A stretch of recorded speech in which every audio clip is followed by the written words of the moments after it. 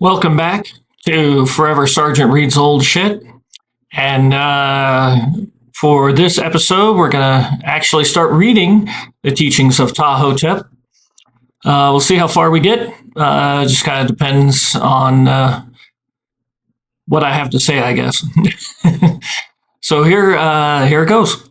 So the start of this, I just love because before he gets into his sayings, he has actual reason for why on earth he's writing this thing, which I think a lot of us who are a little bit on in years can appreciate.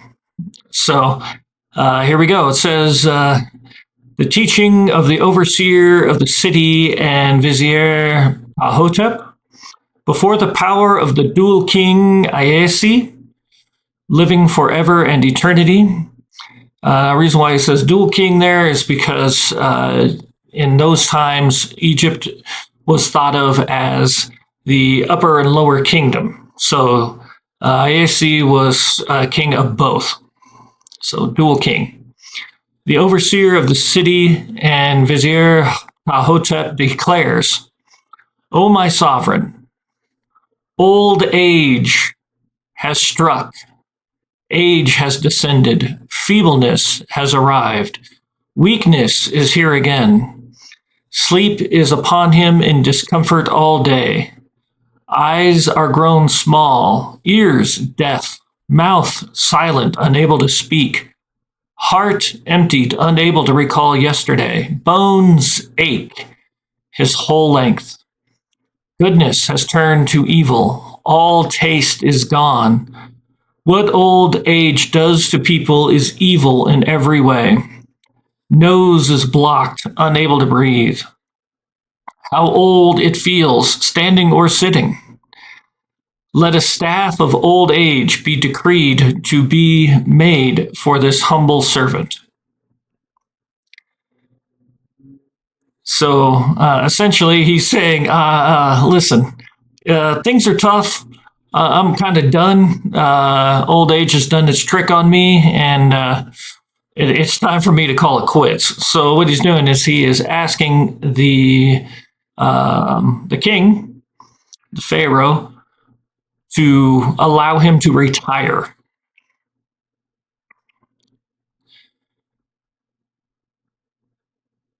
Let him be told the speech of those who assess, the advice of the ancestors once heard by the gods.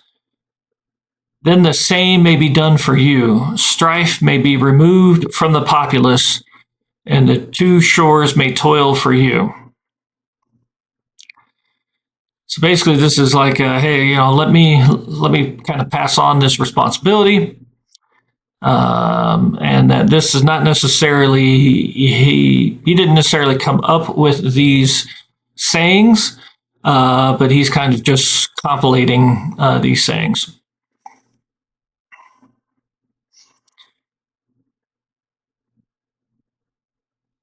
So we would go on. Then the power of this God said, teach him then the speech from the past, that he may provide the example for the children of the great. May hearing enter into him the measure of every heart. Speak to him, for no one can be born wise. So this is basically saying he is wanting to pass on his job to his son. And he wants to compilate these sayings so that the people of the king will be well served. And the king's response is basically, okay, teach him the right thing to say. No one is born wise, meaning we have to learn wisdom. So absolutely, go teach your son. Beginning of the collection of fine words said by the man of the elite, foremost of arm, God's father and beloved of the God, eldest son of the king of his body, overseer of the city, Vizier Ptahhotep, in teaching the ignorant to be wise according to the rules of fine words, something useful to whoever heeds and something harmful to whoever transgresses it.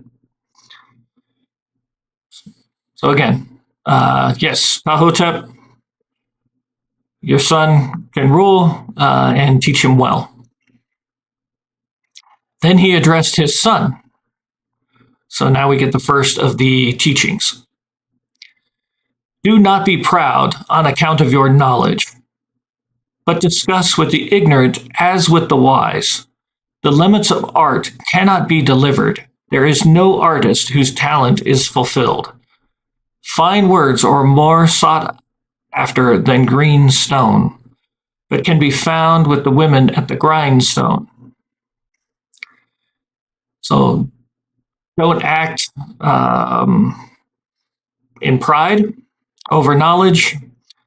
Talk with both people who don't know and people who know, the ignorant and the wise. And talking about the limit of art cannot be delivered, right? So basically saying you can never truly max out, right? So you should always be looking to get better. And wise words are more valuable than anything else, right? The greenstone. If you meet an opponent in his moment, a director of heart who is superior to you, bend your arms and bow. Do not take up your heart against him, for he will not be swayed for you. You can belittle bad speaking by not clashing with him in his moment. It will mean he is called a fool when your self-restraint has subdued his excess. So this is someone who is opposing you, and they are maybe a little hot-headed. This advice is saying, bow, right? This is someone who is superior to you. So this is someone who is in a higher stratus, local or, social stratus. Show respect. Bow. Don't set your heart against him, because he's not going to be swayed by whatever you have to say. So just remain calm, and you, by your actions, will show the correctness of your position.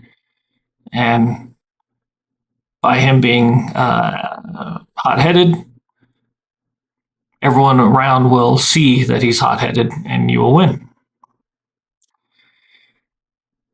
If you meet an opponent in his moment, your equal, a man from your levels, silence is how you establish your superiority over him. While he is bad-mouthing, greatly to the disgust of the assessors, and your name is the good one in the mind of the officials. So again, this is a situation where we are maybe court, right? So we're having a disagreement. Silence is how you establish your superiority over him, right? Let the other person make screw-ups. By being silent, you are showing that you are calm, composed, and have nothing to worry about. While he is bad-mouthing, greatly to the disgust of the assessors, right? And your name is the good one in the mind of the officials. So they're going to see your silence and say, like, yeah, this guy knows what he's doing. And this guy just allow a fool to make a fool out of himself, essentially. This would be for someone who is on your same social level. So this one here, if you meet an opponent in his moment who is a poor man and not your equal, do not vent your heart on him by his wretchedness. Put him on land for him to oppose himself. Do not pour out your heart at the man facing you. The demolition of a wretched heart is a difficult matter. What you wish will be done. Beat him with the hostility of the officials. So this is someone from a lower social strat than you. Basically, don't treat someone from a lower status badly. Don't be loud and berate them. treat them kindly, right? Since you have the upper hand. So the officials will basically do your job for you. That's the idea. If you are to be among leaders, at a command for the condition of the multitude, seek out for yourself every effective moment until your condition reaches faultlessness. What is right is great, and its keenness enduring. It has not been overturned since the time of Osiris. The one who overlooks laws is punished. That is what is overlooked in the sight of the greedy. It is the small-minded that seizes riches, but crime never managed to land its rewards. Whoever says, I snare for myself, does not say, I snare for my needs. The final part of which is right is its endurance. Of a man says, that is my father, right? So this one is basically talking about if you are in charge of people, seek out for yourself every effective moment, right? So basically act right in fault until there can be found no fault at all in you. What is right is great. So don't worry about riches. Just keep doing what is correct. What is the right thing to do? The one who overlooks the laws is punished, right? So it's people who try to find shortcuts and circumvent what is right, they eventually will get punished. So here we are. Let's see. Do not cause fear among people. God punishes with the same. Anyone who says, I can live by it, will lack bread for his statement. Anyone who say, I can be powerful, will have to say, I snare against myself in my cleverness. Anyone who says he will strike another will end by being given to a stranger. So don't rule with fear. That's what God is supposed to do.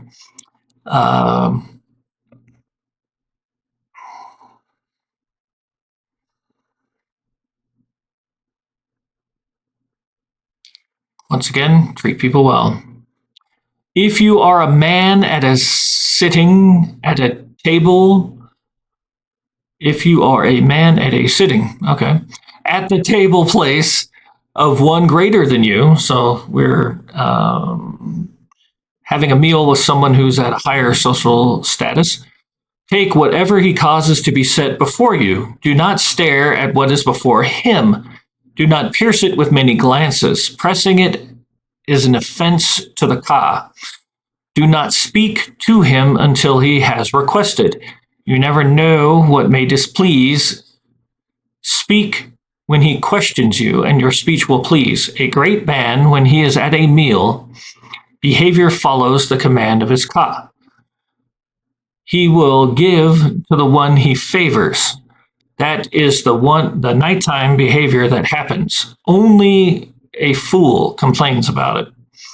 So this is at a meal. If you're at a meal with someone who is at a higher social status than you, take whatever he gives you. Don't look at whatever he's eating with jealousy. Don't speak unless you're spoken to, and if you are spoken to, then answer directly. Pretty much mind your manners, right? If you are a man of entry sent by official to official, be precise in the form he sent you. Carry out the mission for him as he says. Guard against harming with words, embroiling official with official. Grasp what is right by its keenness. An outburst of the heart is not repeated from the speech of all people. So this is if you are a messenger. So if I'm sent from one official to another official to deliver a message, just say what the message is, right? Don't add to it. Don't make up your own message because you may cause these two to be in a disagreement over what you have said and not what they have said.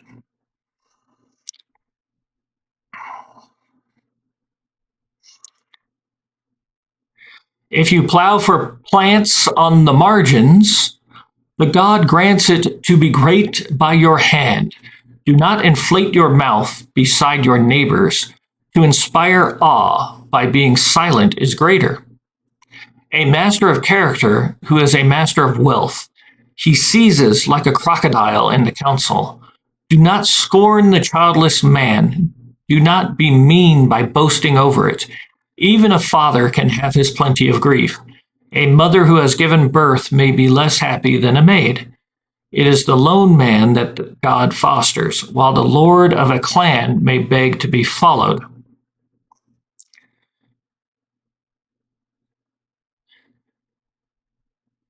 So I take this to mean kind of just be grateful for what you have and don't cause other people to be angry with you if you go about boasting about what you have, right?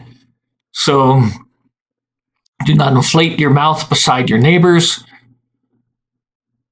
To inspire awe by being silent is greater, right? So just lead by example. Do not scorn the childless man, right? Like, oh, you don't have any kids? You're terrible.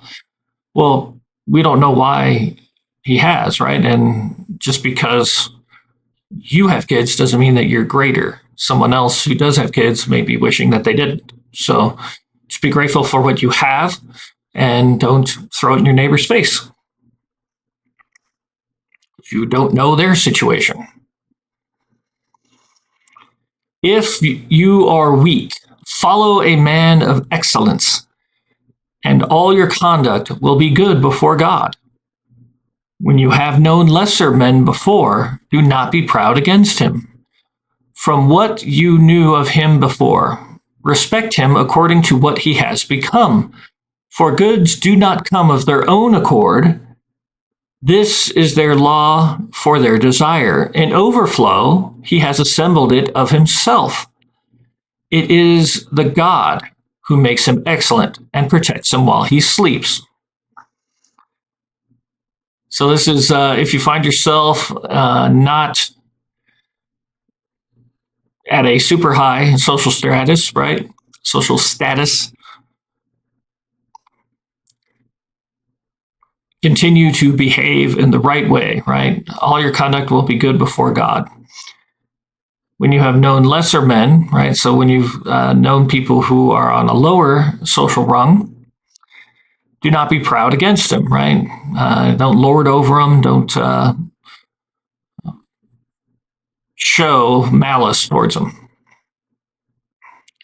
Respect him according to what he's become. So this idea here in the last part of this is that if people are wealthy, if they are successful, it is because the God has decreed it. And so it's not of their own accord. It's just kind of like the way it is. So that's why you shouldn't begrudge people. Follow your heart as long as you live. Do not make a loss on what is said. Do not subtract time from following the heart. Harming its time is an offense to the Ka. Do not deflect the moment of every day beyond establishing your heart. As things happen, follow your heart. There is no profit in things if it is stifled.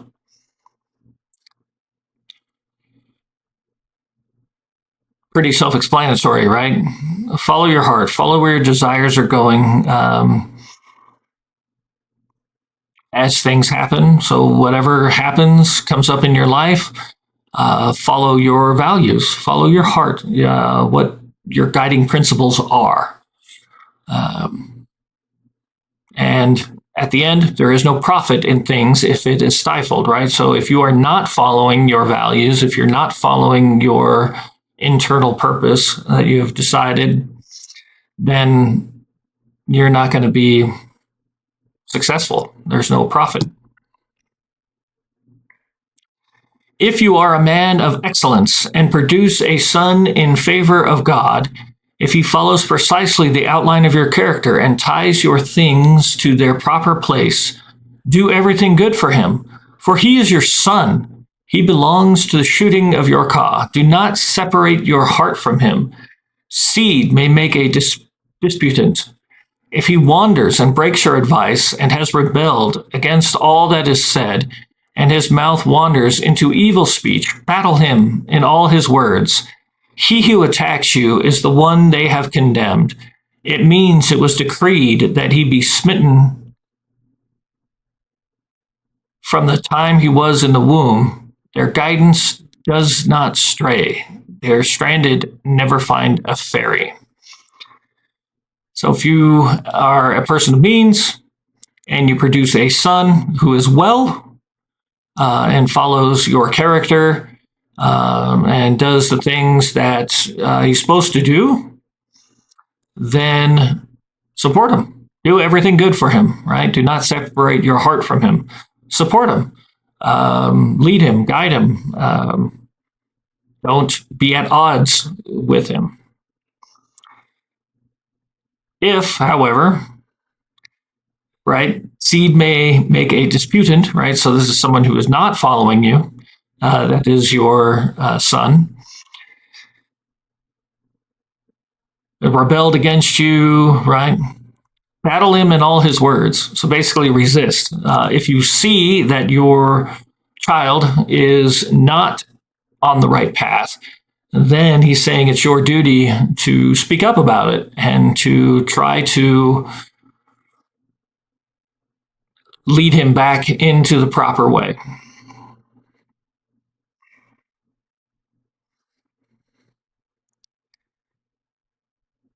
If you are in the approach hall, stand and sit at every step as was ordered to you on the first day. Do not waver, that causes your expulsion. The sight of the one who enters to report is keen. The space of the one he has summoned is broad.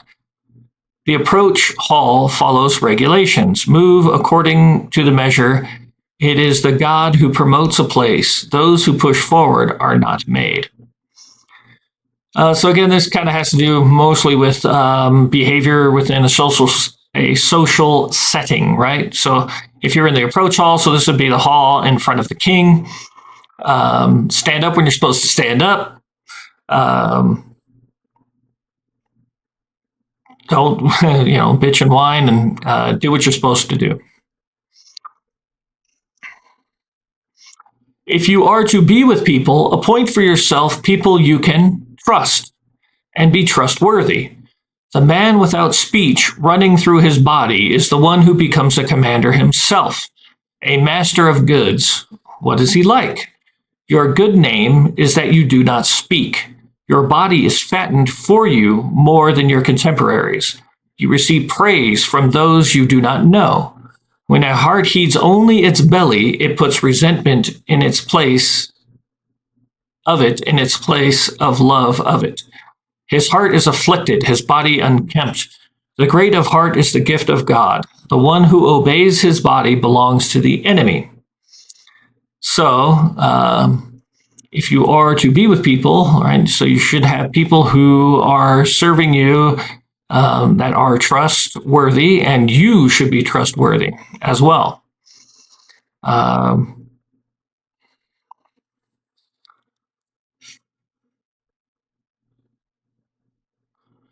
Your body is fattened for you more than your contemporaries, basically, right?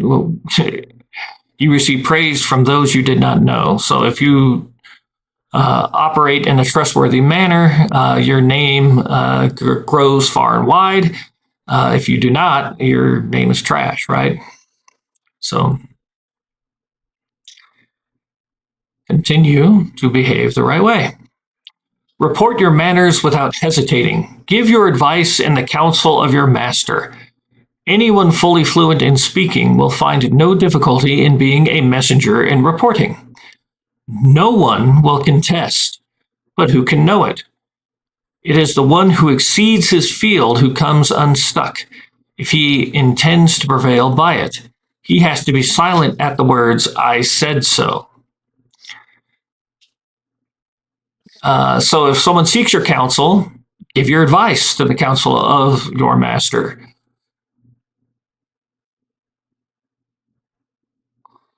He's not going to find an issue with you giving advice, because that's what you're there to do. So don't withhold your information. If you are a leader with broad scope in what is commanded to you, you should do outstanding things so as to be remembered in days to come. A legal case does not arise out of the mist of praises. The hidden beast intrudes, and then there is resistance. So if you are in a leadership position, continue to do the right thing so that way your name is remembered well into the future. If you are a leader, be patient in your hearing when the petitioner speaks. Do not halt him until his belly is emptied of what he has planned to have said. The victim loves to sate his heart even more than accomplishing what he came for. If a petition is halted, people say, "But why did he break that rule?" Not everything for which he petitions can come to be, but a good hearing is soothing for the heart. So this is in the case of someone bringing a matter before you for a decision. You should listen to what they have to say. You should let them express their position fully. In this case, he's saying because mostly people would want to be heard more than to get everything that they want anyway. So just to hear them out. And that will lead to better outcomes than trying to cut them off. If you try to cut them off and stop their petition, people will look at you like, what on earth? Why is he doing that? Why is he breaking that rule?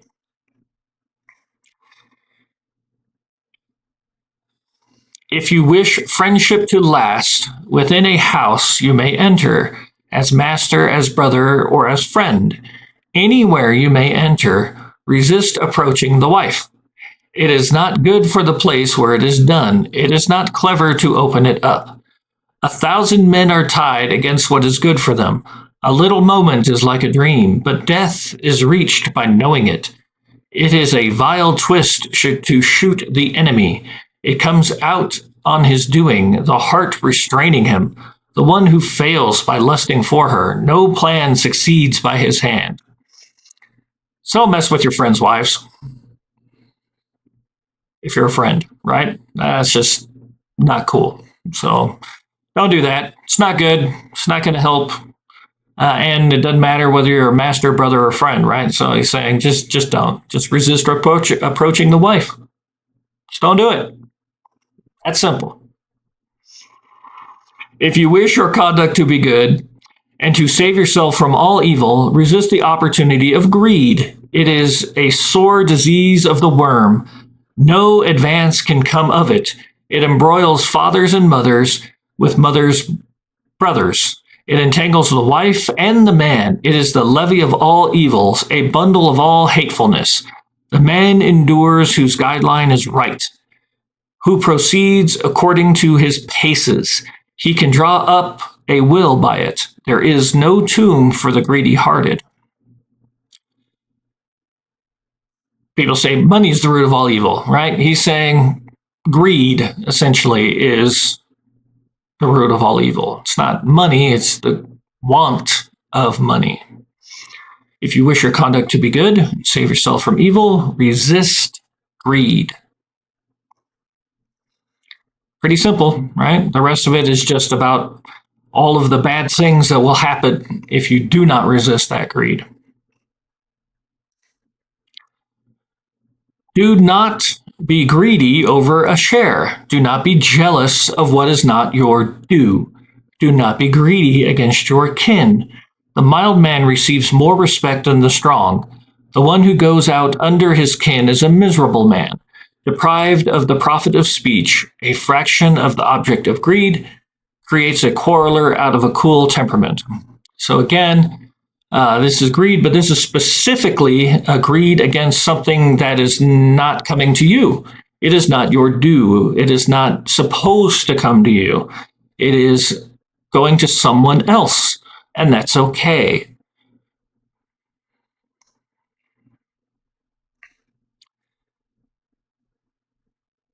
We've got 2 more, and then we'll save the rest for the next episode. So just chill till the next episode. If you are excellent, found your household. Love your wife within reckoning. Fill her belly, clothe her back. Ointment is the remedy for her body. Gladden her heart as long as you live. It is a field of benefit for its Lord. Do not impose her affairs. Distance her from power. Restrain her. Her eye is the storm when it sees. This is what keeps her in your house. Your quelling her is water. The womb puts her in her arms. It is in her turmoil, a canal is made for her. Domestic affairs, right? How could you sum this up? A lot of people say, right? Happy wife, happy life. What this is saying is essentially treat your wife right, right? Make sure she's got food, make sure she's got clothes, make sure her body is taken care of. Don't impose yourself in whatever she is doing, right? Do not impose in her affairs, but also distance her from power, right? So, and restrain her. So make sure that it's moderation and not tyranny. And the last one for this episode. Make your staff happy with what has come to you. It has come to one whom the God favors. Anyone neglecting the happiness of his staff is called a spirit of hoarding. No one knows what is coming when planning tomorrow. The spirit of the correct man is the spirit that brings happiness. If moments of praise arise, it is the staff who would cheer. Food cannot be brought to town. Staff are fetched when there is shortage. So again, this is within your household. Treat the people who work for you, who make your house run well. No one knows what is coming, right? We don't know exactly what the future holds. So the spirit of the correct man is the spirit that brings happiness. So you should be doing what brings happiness to folks, or at least allows them to pursue that happiness. Because you don't know what's going to happen. So do right by people. And that is where we leave off for this particular episode. I hope you have found some of these enlightening or at least interesting. We'll have some more coming up. And as always, be excellent to each other. And of course, party on, dudes.